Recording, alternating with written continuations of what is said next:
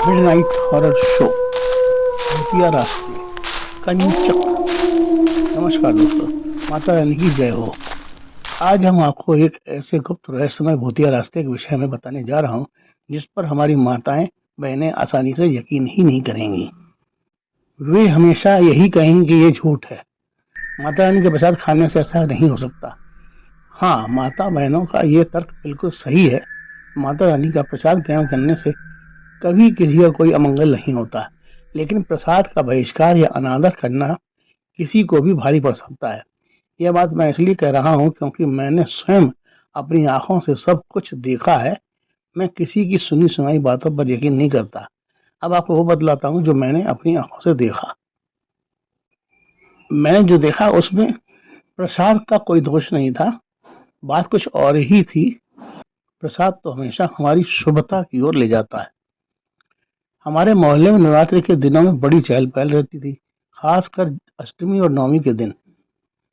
सुबह 5 बजे से ही छोटी छोटी बच्चियां इधर से उधर भागती नजर आने लगती थीं, क्योंकि लगभग हर घर में किसी के यहाँ माता रानी की अष्टमी तो किसी के यहाँ नवमी की पूजा होती थी। घर अनेक और बच्चियां सीमित। अब ये छोटी छोटी बच्चियां कितना खाना खाएंगी। अक्सर ये बच्चियां जितना भोजन खाया गया उतना खा लिया और बाकी बचा हुआ भोजन किसी सड़क के किनारे या पेड़ के नीचे डाल देती हैं, इस उद्देश्य से कि कोई जानवर उसे खा लेगा। लेकिन उन मासूम बच्चियों को ये नहीं मालूम कि कुछ अदृश्य शैतानी शक्तियां इसी भोजन की तलाश में हमारे चारों ओर घूमा करती हैं, जो हमें दिखाई नहीं पड़ती और ना ही वे हमारा कभी कोई अहित ही करती हैं। लेकिन इन्हीं अदृश्य शैतानी शक्तियों में कुछ ऐसी शक्तियां होती हैं जो प्रेत रूप में होती हैं और इन छोटी छोटी बच्चियों को अपनी गिरफ्त में ले लेती हैं। ये बात मैं इसलिए कह रहा हूँ क्योंकि मैं स्वयं इस बात का भुक्तभोगी हूँ। मेरी छोटी बहन एक बार पड़ोस की आंटी के घर कंचक छीनने गई। वहां उसने पेट भर भोजन किया और घर आ गई। कुछ देर बाद एक दूसरी आंटी बुलाने आ गई कंचक जमाने के लिए।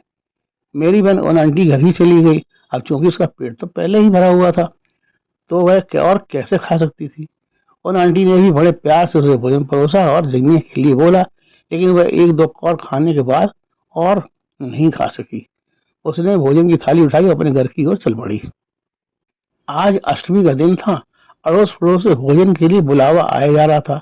इस कारण बहन गुड़िया आज सुबह से ही नहा धोकर तैयार हो गई थी। उसने अपने बाल भी धोए हुए थे, जो भीगे होने के कारण उसने खुले छोड़ रखे थे। हाँ, तो मैं बात कर रहा था कंचक जीतने की। छोटी बहन का कंचक जीतने का सिलसिला लगभग दोपहर तक चलता रहा। आज उसकी कमाई भी खूब अच्छी हो रही थी। जहां भी जाती भोजन के साथ साथ भरपूर दक्षिणा भी उसे मिल रही थी। दोपहर का समय था। छोटी बहन ने अपने भोजन की सारी प्लेटें उठाई और सड़क के चौराहे पर रोड डिवाइडर पर रखाई कि कोई जानवर आकर खा लेगा।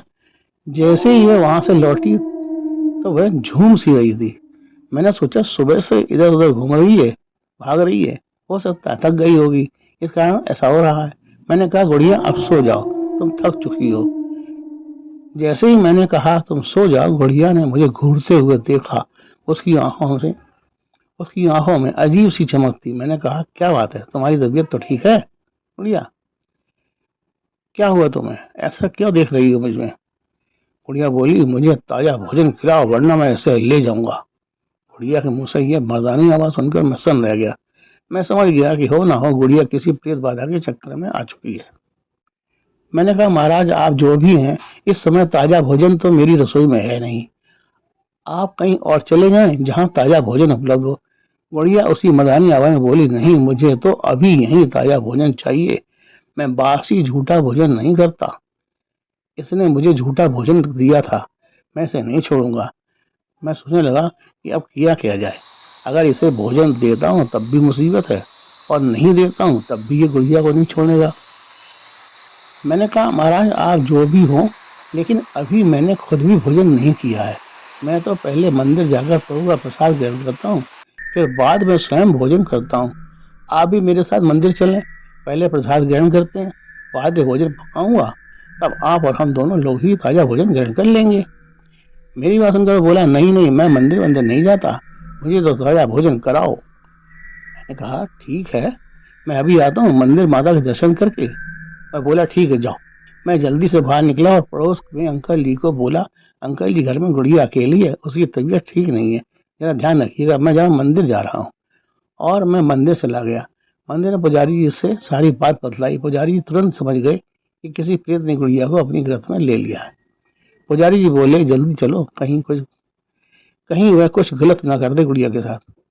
और मैं और पंडित जी मात्र 8 मिनट में ही गुड़िया के पास आ गए। देखा गुड़िया पलंग पर बेसुध सी पड़ी हुई थी, उसके बाल बिखरे हुए थे। पंडित जी ने अपने कुर्ते की जेब से कोई चीज निकाल दी और गुड़िया के माथे के पास ले गए। जैसे ही पंडित जी का हाथ गुड़िया के माथे के पास पहुंचा, गुड़िया एक झटके के साथ उठ बैठी और जोर से बोली, कौन है रे, तू मुझे पकड़ने आया है, ले पकड़। ऐसा लगा जैसे पंडित जी को किसी ने जोरदार धक्का मारा हो। पंडित जी पीछे की दीवार से जोर से टकराए। पंडित जी हड़बड़ा गए। पंडित जी बोले, अच्छा तो तू है, अभी मजा सिखाता हूँ। और एक झटके में पंडित जी ने गुड़िया के बाल जोर से पकड़ लिए। पंडित जी बोले, अब बोल, ताजा भोजन खाएगा या बासी सड़ा गला? गुड़िया के भीतर का प्रेत बोला, नहीं नहीं, मुझे कोई भोजन भोजन नहीं चाहिए, मुझे छोड़ दो, मुझे छोड़ दो। पंडित जी ने कहा, छोड़ दूंगा, लेकिन पहले वादा कर कि इस बच्ची को फिर कभी नहीं पकड़ेगा। अगर फिर से ऐसी हरकत की तो तुझे भस्म कर दूंगा, समझा? निकल निकल यहाँ से, सीधे अपने स्थान पर जाना। अगर इधर उधर कहीं देखा भी तो समझ लियो जलाकर खाक कर दूंगा। पंडित जी कितना कहते ही गुड़िया एकदम से गिर पड़ी। पंडित जी ने गुड़िया के गाल को थपथपाया। गुड़िया बेटिया, क्या हुआ आज, कितनी कमाई की मेरी बेटी ने? गुड़िया पंडित जी को देखते ही उठ बैठी और पंडित जी को देखते हुए बोली, अंकल आज मैंने बहुत पैसे कमाए, दिखाऊं? कहते गुड़िया पलंग से उठी और अलमारी में रखी अपनी गुल्लक निकालने चल पड़ी। पंडित जी ने मुझसे कहा, अब सब ठीक है, वो जो भी था भाग गए, गुड़िया के बालों को खुला मत रहने दिया करो। मैंने कहा, ठीक है पंडित जी। पंडित जी, अगर आज आप ना होते तो न जाने मेरी गुड़िया के साथ क्या होता। पंडित जी ने कहा, ये तो सब बालाजी की कृपा है, उन्हीं कृपा से सब कुछ ठीक हो जाता है। लोग समझते ही नहीं, अपनी छोटी छोटी बच्चों को सिर के बाल को यूं ही खुला छोड़कर इधर उधर भेज देते हैं, जबकि बेटियों को अपने सिर के बाल खुले नहीं रखने चाहिए, खासकर गीले बालों को। अक्सर खुले गीले बालों से ही ये दूषित प्रेत आत्माएं बेटियों के भीतर प्रवेश कर जाती हैं, जो उनके शरीर और मानसिक दोनों ही रूपों में हानि पहुंचाती हैं। बोलो माता रानी की जय, बालाजी महाराज की जय।